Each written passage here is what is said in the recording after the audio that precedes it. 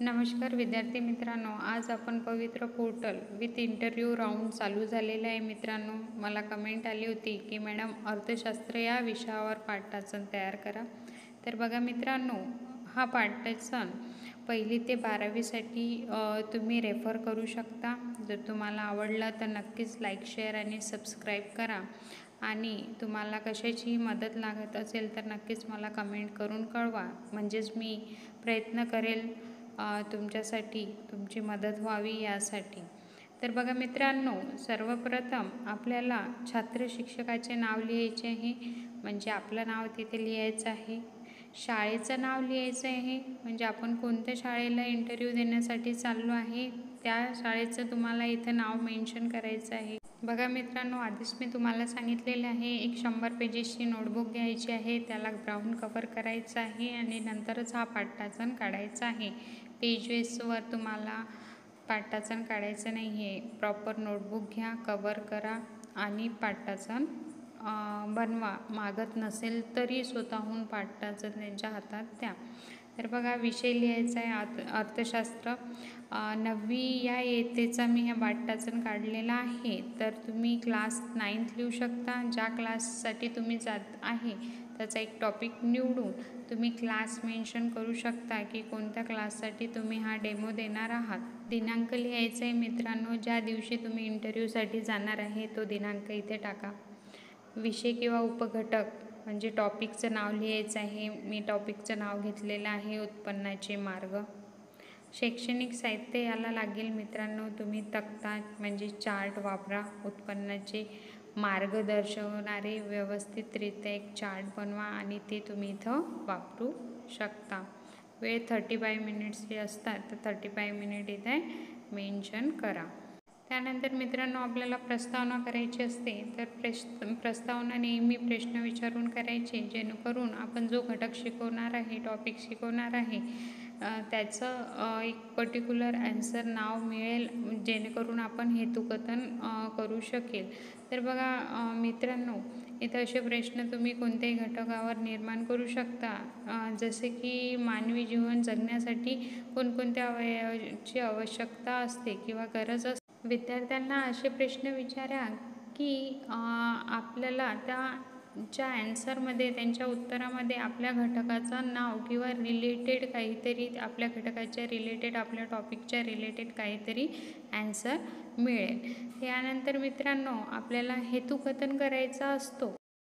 आपल्याला मुलांकडून घटकाचं नाव मिळाल्यानंतर आपण फलकावर त्या घटकाचा, त्या टॉपिकचं नाव लिहायचा, म्हणजेच हेतुकथन करायचं. तर आज आपण उत्पन्नाचे मार्ग हा घटक पाहणार आहोत. त्यानंतर आपल्याला 6 कॉलम करायचे आहे, म्हणजे पाठ्य पायऱ्या किंवा क्रम म्हणून 6 क्रम पाहिजे आपल्याला. विषय, विवेचन, संकलन, उपयोजन, मूल्यमापन आणि स्वाध्याय. तर बघा, पाठ विश्लेषण करायचं, टॉपिकचं नाव लिहायचं आहे आपल्याला. उत्पन्नाचे विविध मार्ग.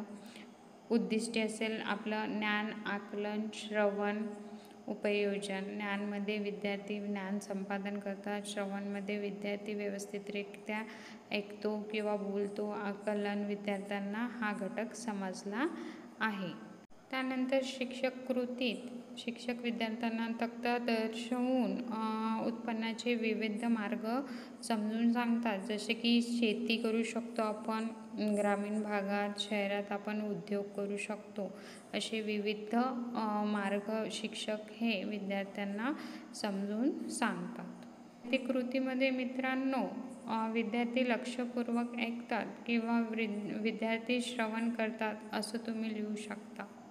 दुसरी पायरी आहे मित्रांनो संकलनाची किंवा पुनरावलोकनाची आणि उपयोजनाची. यामध्ये शिक्षक विद्यार्थ्यांना प्रश्न विचारतात, म्हणजे वैयक्तिक उत्पन्न म्हणजे काय, किंवा शेतीपासून कोणकोणत्या पिकापासून आपण उत्पन्न मिळवू शकतो, असे आपण प्रश्न विचारून संकलन किंवा पुनरावलोकन किंवा उपयोजन विद्यार्थ्यांकडून करून घेऊ शकतो की कितपत त्यांना आपला घटक किंवा आपला टॉपिक समजलेला आहे. त्यानंतर विद्यार्थी मित्रांनो, आपल्याला मूल्यमापन करायचं असते. मूल्यमापन पण आपण विद्यार्थ्यांना प्रश्न विचारूनच करतो, जसे की वस्तू व सेवेच्या उत्पादनासाठी कोणत्या घटकाची आवश्यकता असते आणि ग्रामीण भागात बहुतांश लोक कोणता व्यवसाय करतात. अशा प्रकारे विविध प्रश्न विचारून तुम्ही काय करू शकता, विद्यार्थ्याचे मूल्यमापन करू शकता. सगळ्यात शेवटी विद्यार्थी मित्रांनो, आपल्याला स्वाध्याय द्यायचा असतो, गृहपाठ हा द्यायचाच असतो. फलकच्या एका साईडला तुम्ही एक बॉक्स म्हणून गृहपाठ लिहून देऊ शकता. तारीख टाकायची, गृहपाठ म्हणून लिहायचं आहे. जसं की बघा इथे उत्पादन वाढवण्यासाठी कोणकोणत्या बाबी शासनामार्फत राबवल्या जाते, असा गृहपाठ तुम्ही त्यांना लिहून देऊ शकता. फलकलेखन कशा प्रकारे करू शकता, उजव्या साईडला दिनांक आणि वेळ टाकायचा आहे, डाव्या साईडला विषय टाका, अर्थशास्त्र घटकाचं नाव टाका, उपघटकाचं नाव टाका आणि वर्ग असं टाका. खाली तुम्ही पॉईंट्स लिहून देऊ शकता, जसं उत्पन्नाचे विविध मार्ग, आपण खाद्य पिके किंवा नगदी पिके असं छोटे छोटे जे टॉपिक असतात ते तुम्ही फलकलेखनामध्ये लिहून देऊ शकता. फलकलेखन हे अगदी व्यवस्थित, नीटनेटके आणि सुवाच्य अक्षरांनी लिहिले गेले पाहिजे. मित्रांनो, व्हिडिओ आवडला असेल तर लाईक करा. धन्यवाद.